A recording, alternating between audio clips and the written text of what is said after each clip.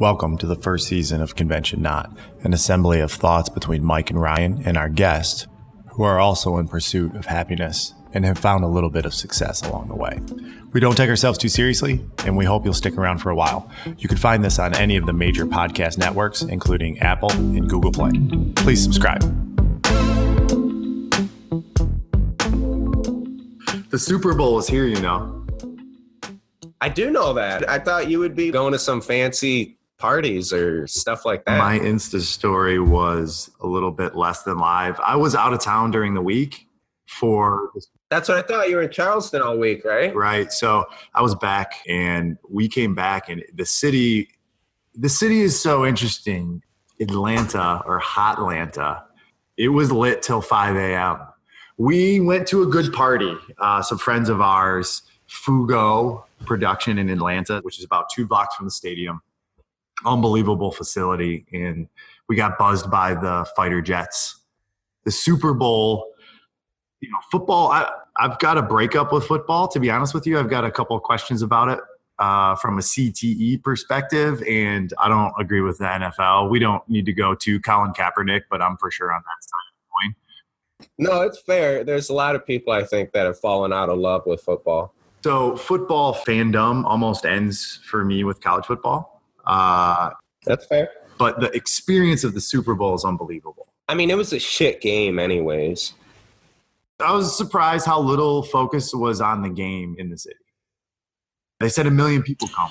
Honestly, I'm sure you actually have more thoughts on this, but the Maroon 5, I get it. The NFL is just a big corporation, and I guess its demographic is more Adam Levine fans than Migos fans, but it almost seemed like a straight, blatant slap in the face. That's what I thought.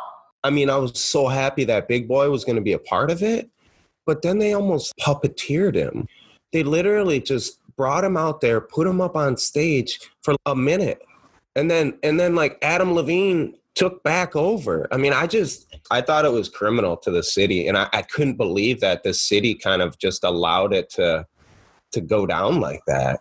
I don't think that it was unnoticed.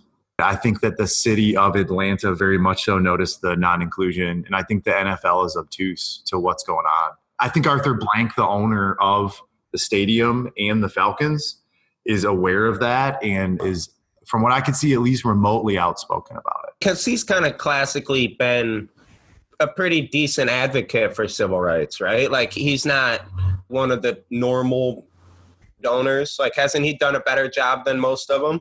I'm not an expert on this subject, but I really think so. I watch him. A lot of people will say that he forced gentrification on the city because when he signed the deal to build that huge stadium, which is beautiful, I've been in it, seen a few games, Falcons and Atlanta United. Shout out to the other sport that I am starting to fall in love with. Yeah, I see that, you goofball. Yeah, soccer's interesting. I'd rather my nephews play soccer, I think, than football. Why wouldn't you, man? I'd rather my kids surf or skate. I was just blown away at the whole Super Bowl. But the NFL, they just don't give a fuck. They are just the epitome of, we don't care if you like it or not. I mean, we're going to pretend to appease our fan base a little bit. Go watch another league. That's what happens when you have a monopoly, right? Yes. It's bad, though. It's really bad. And it's consistent. It's not one thing here or there. And the fact that 2 weeks before New Orleans got so fucked, I don't know, this doesn't even feel good. Also, Tom Brady, Bill Belichick, and Robert Kraft could win again. Fucking A, man. It doesn't seem like the NFL is appealing to my kind of people. I hate to classify my kind of people.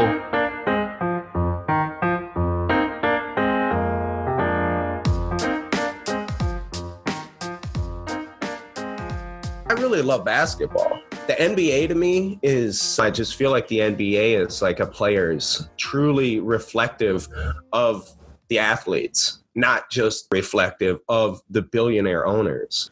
I'm just such a fan of a lot of the storylines and a lot of the activism and outspoken. I mean, it's not even outspoken, but it seems outspoken because football players who are fined if their cleats don't match You know what I mean? And you got NBA players that can wear any shoes they want on any given night, that can say whatever they want to say on it.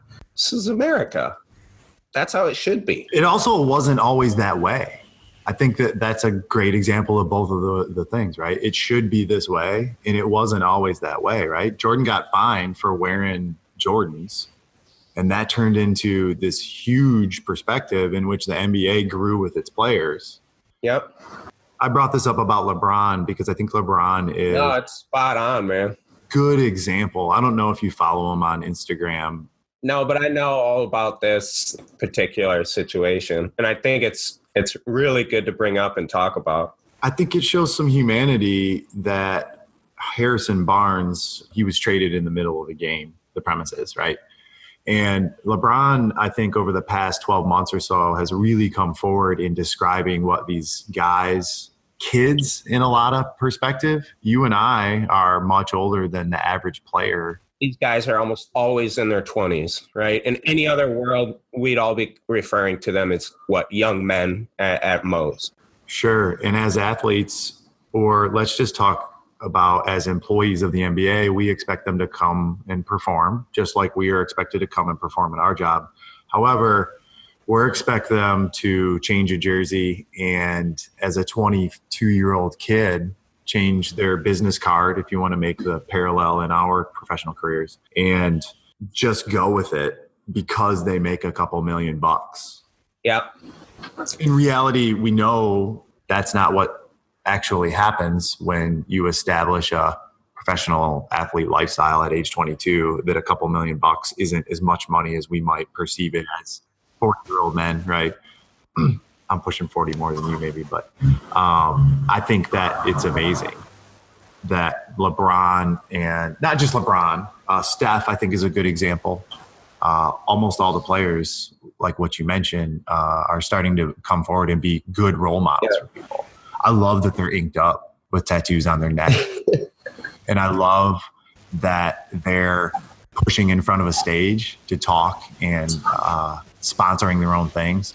And I think as we look deeper into some of these other, not just athletes, but also some performers like your friend Meek Mill. I saw you with that Meek Mill t-shirt on when you were surfing the other day.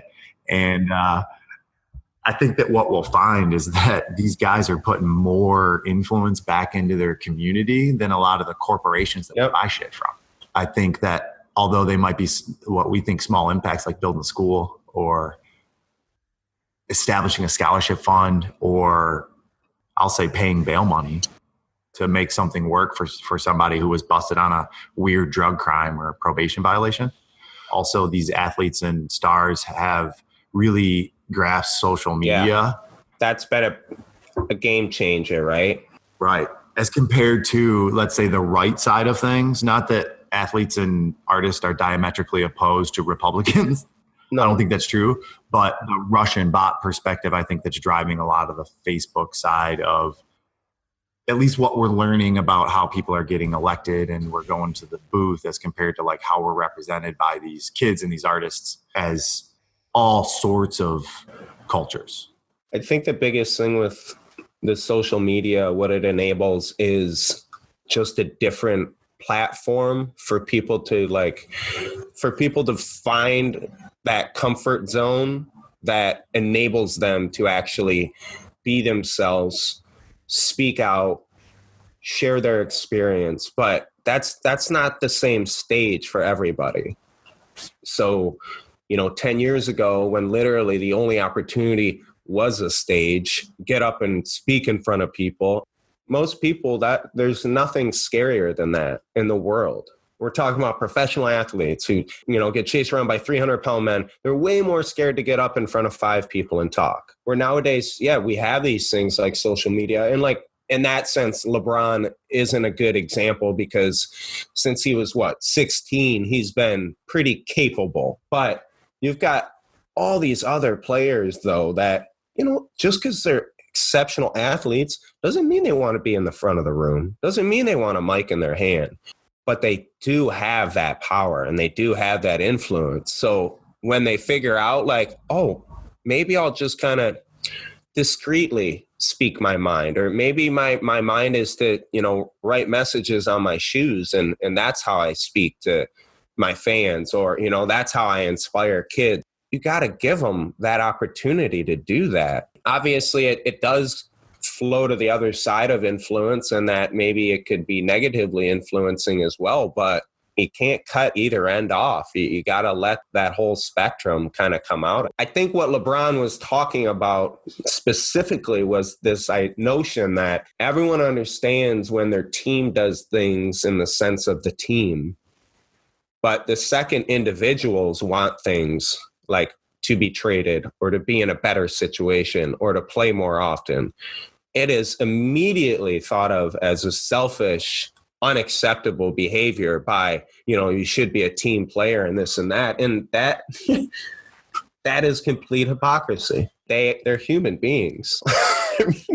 They have a right to say, hey, I don't like this situation. And we literally sit back and are like, you make millions of dollars. You're not allowed to complain.